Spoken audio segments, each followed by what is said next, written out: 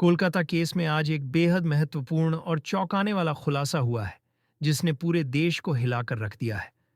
Principal Sandeep Ghosh की पत्नी ने एक ऐसा बयान दिया है, जिससे इस जघन्य अपराध का रहस्य सुलझ गया है।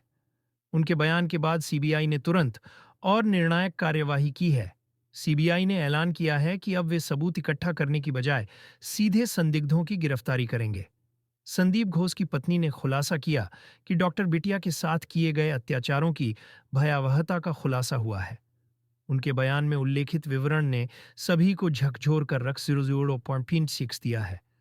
डॉक्टर बिटिया के पैरों को चीरा गया, हाथों को तोड़ा गया और गले को दबाया गया। यह खबर सुनने के बाद हर व्यक्ति के दिल को गहरा धक्का लगा है। सीबीआई की इस नई दिशा निर्देश के बाद यह मामला अब एक निर्णायक मोड़ पर पहुंच गया है। आज आपको एक ऐसा खुलासा जानने को मिलेगा जो पहले कभी नहीं सुना होगा। हाल ही में हुए खुलासे ने यह स्पष्ट कर दिया है कि बिटिया रानी के साथ हुई जघन्य घटनाएं सेमिनार हॉल में नहीं हुई थीं।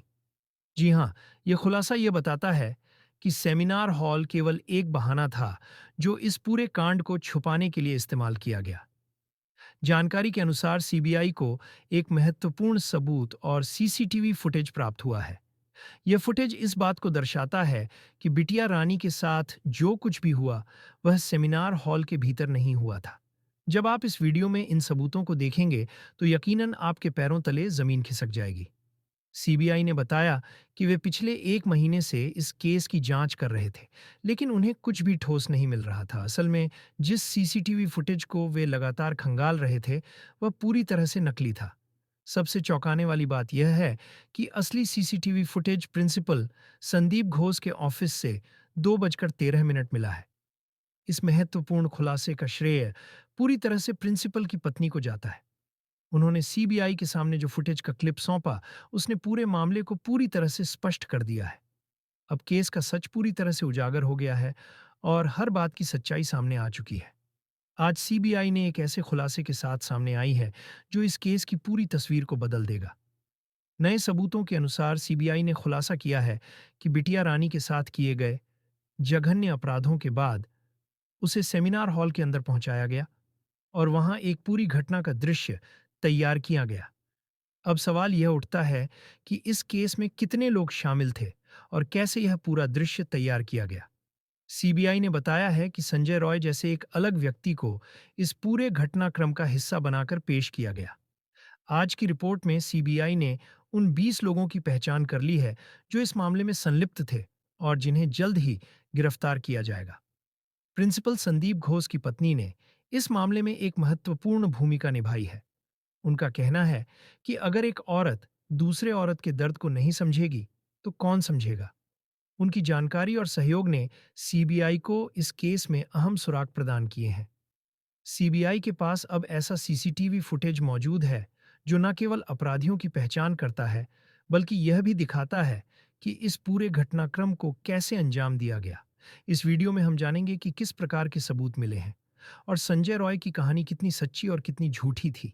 वीडियो शुरू करने से पहले आप सभी से निवेदन है कि अगर आप बिटिया रानी को इंसाफ दिलाना चाहते हैं, तो कमेंट बॉक्स में वी वांट जस्टिस ज़रूर लिखें और इस वीडियो को लाइक करें। आपका एक लाइक ना केवल हमारे प्रयासों को समर्थन 0503 देगा, बल्कि यह भी दर्शाए कि करोड़ों लोग बिटिया रानी के साथ खड़े हैं। बेटी को लगेगा मेरा परिवार, मेरे माँ बाप आज मेरे लिए न्याय की जो लड़ाई लड़ रहे हैं, उसमें मैं वह अकेले नहीं, बल्कि भारत के हर एक भाई बहन मौजूद हैं। तो तुरंत चैनल को सब्सक्राइब करके और इस वीडियो को लाइक करके बिटिया रानी को अपनी सच्ची श्रद्धांजलि अर्पित करें। तो सीबीआई पिछले 1 महीने से कोलकाता केस की गहराई से जांच कर रही थी, लेकिन इस पूरे मामले की कुंजी प्रिंसिपल संदीप घोष की पत्नी के हाथ में थी। उन्होंने हाल ही में खुलासा किया है कि उनके पास एक अत्यंत महत्वपूर्ण सीसीटीवी फुटेज है जो पूरे केस को पूरी तरह से स्पष्ट कर देगा। जानकारी के अनुसार जब संदीप घोष सुबह अस्पताल पहुंचा था, तो उस समय का फुटेज सीबीआई के हाथ में था। लेकिन इसके अलावा एक और फुटेज सामने आया है जो इस केस की दिशा को बदल सकता है। रिपोर्ट से पता चलता है कि बिटिया रानी के साथ किए गए जघन्य अपराध वास्तव में सेमिनार हॉल में नहीं हुए थे। सीबीआई ने हॉल की पूरी जांच की और वहां जो दृश्य पाए गए, वे इस धारणा को मजबूत करते हैं कि घटना हॉल में नहीं घटी थी। इस नए फुटेज के आधार पर सीबीआई ने खुलासा किया है कि हॉल में केवल ऐसा दृश्य 5:22 तैयार किया गया था जिससे यह आभास हो कि सारी घटनाएं यहीं पर घटी हों। अब इस फुटेज के माध्यम से सीबीआई के पास वह सबूत हैं जो इस केस की सच्चाई को उजागर करेंगे और पूरा मामला स्पष्ट हो जाएगा। सीबीआई के सामने पेश किए गए सबूत संजय रॉय को फांसी की सजा दिलवाने के लिए पर्याप्त नहीं थे, जिससे जांच एजेंसी दुविधा में थी कि आखिर ऐसा क्या है जो इस केस में छूट रहा है। अब एक नई और महत्वपूर्ण जानकारी सामने आई है जो पूरे मामले की तस्वीर को बदल सकती है। रिपोर्ट्स के अनुसार बिटिया रानी के साथ किया गया जघन्य अपराध सेमिनार हॉल नहीं, बल्कि प्रिंसिपल संदीप घोष के ऑफिस के अंदर हुआ था। जैसे ही यह अपराध ऑफिस के अंदर हुआ, बिटिया रानी को तुरंत खींचकर सेमिनार हॉल में ले जाया गया। वहां एक जानबूझकर तैयार किया गया दृश्य स्थापित किया गया ताकि यह प्रतीत हो कि सारी घटनाएं हॉल में घटी हों। ऑफिस को पूरी तरह से धोने और साफ करने के लिए पानी, फिनाइल और अन्य केमिकल्स का इस्तेमाल किया गया। पूरी रात इसे अच्छे से धोया गया और फिर सेमिनार हॉल में एक नकली दृश्य तैयार किया गया, जैसे एक फिल्म की सेटिंग होती है। संदीप घोष ने संजय रॉय को इन जघन्य कार्यों को अंजाम देने के लिए प्रेरिका किया, जिसमें बिटिया रानी को पीटना, उसके अंगों को तोड़ना और अन्य अमानवीय कृत्य शामिल थे। संजय रॉय को इन कार्यों का अभ्यास कराया गया ताकि वह जांच के दौरान सही विवरण दे सके। इसके बाद जब सीबीआई ने जांच की तो उन्हें संजय रॉय के कथनों के आधार पर यह सत्यापन प्राप्त हुआ कि हाँ, यह सब कार्य सही तरीके से किए गए थे। संदीप घोष ने इस केस के पोस्टमार्टम रिपोर्ट आने से पहले ही दुनिया को यह बताने का प्रयास किया कि यह एक आत्महत्या का मामला है, ताकि मामले की सच्चाई को छुपाया जा सके। इस तरह से पूरे मामले को गढ़ने और सच्चाई को छुपाने की एक पूरी योजना बनाई गई थी। हालिया खुलासों ने इस मामले की गंभीरता को और बढ़ा दिया है।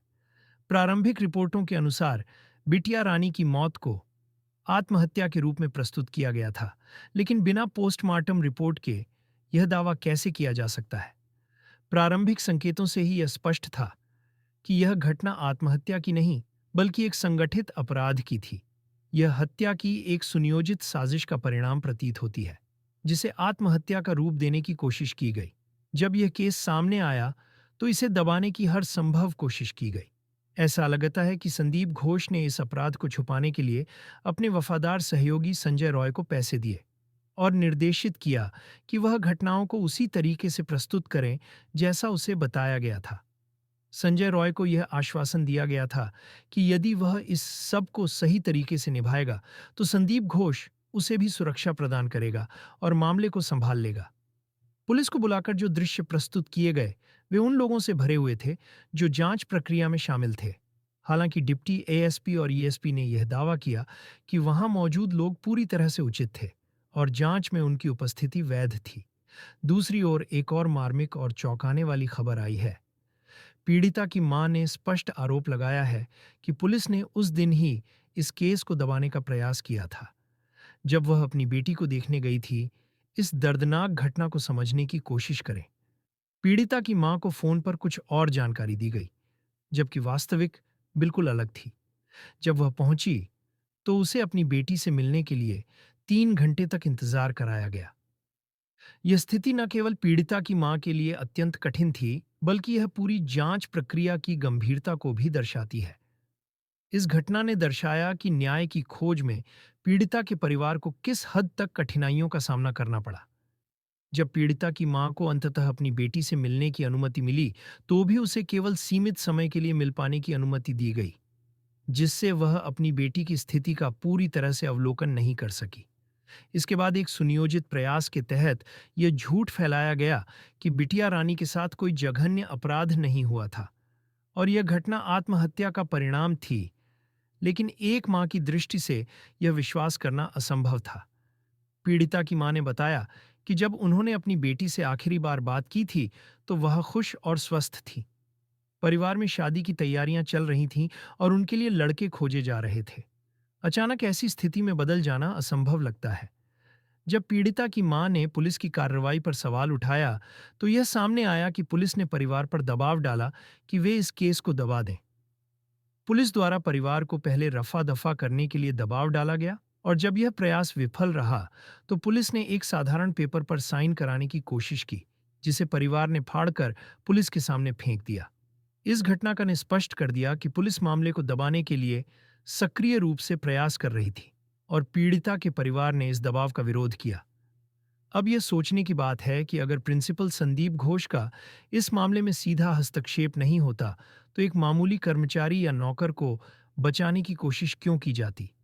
संदीप घोष एक मेडिकल कॉलेज के प्रिंसिपल के रूप में कई उच्च स्तरीय अधिकारियों के समान शक्तियों और संसाधनों के साथ आते हैं। यह स्थिति यह दर्शाती है कि इस मामले में कुछ गहराई से जुड़ी हुई बातें हैं और यह घटना एक सामान्य स्कूल की घटना से कहीं अधिक जटिल और गंभीर है। इस प्रकार यह स्पष्ट हो जाता है कि प्रिंसिपल संदीप घोष के पास केवल एक साधारण शिक्षा का पद नहीं था, बल्कि उनके पास पर्याप्त संसाधन और प्रभाव थे जो इस केस की जटिलता को बढ़ाते हैं। यह मामले की गंभीरता को स्पष्ट रूप से इंगित करता है और यह भी दिखाता है कि इस केस में किसी शक्तिशाली व्यक्ति के बिना ऐसा साथ दिए ऐसा संभव नहीं था। एक मेडिकल कॉलेज का प्रिंसिपल अपने संस्थान के एक वॉलंटली इतना बड़ा जोखिम क्यों उठाएगा, यहाँ तक कि पुलिस पर दबाव डालकर पैसे देकर उसे बचाने की कोशिश करेगा और केस को रफा दफा करने के प्रयास करेगा। यह सवाल स्वाभाविक रूप से उठता है कि पोस्टमार्टम रिपोर्ट के बिना ही वह आत्महत्या का दावा क्यों करेगा, जबकि उसकी अपनी नौकरी भी दांव पर लगी गलगी हुई है। यदि आप इन सभी घटनाओं को जोड़कर सोचें तो यह स्पष्ट हो जाता है कि मामला जितना सीधा प्रतीत होता है उतना है नहीं। प्रिंसिपल संदीप घोष की पत्नी ने जो सीसीटीवी फुटेज प्रदान किया है वह इस मामले की गंभीरता को उजागर करता है। इस फुटेज में स्पष्ट रूप से देखा जा सकता है कि घटनाएं कैसे घटित हुईं और किसने क्या किया। अब गिरफ्तारियां की संख्या 20 तक पहुंचने की संभावना है, जो इस बात को और अधिक प्रमाणित करती है कि यह केस एक जटिल और गहरा षड्यंत्र है। इस प्रकार प्रिंसिपल के इस प्रयास के पीछे निहित कारण हो सकते हैं, जो इस केस की सच्चाई को उजागर करने के लिए महत्वपूर्ण हो सकते हैं। तो आज के वीडियो के बस इतना ही, मिलेंगे अगली वीडियो।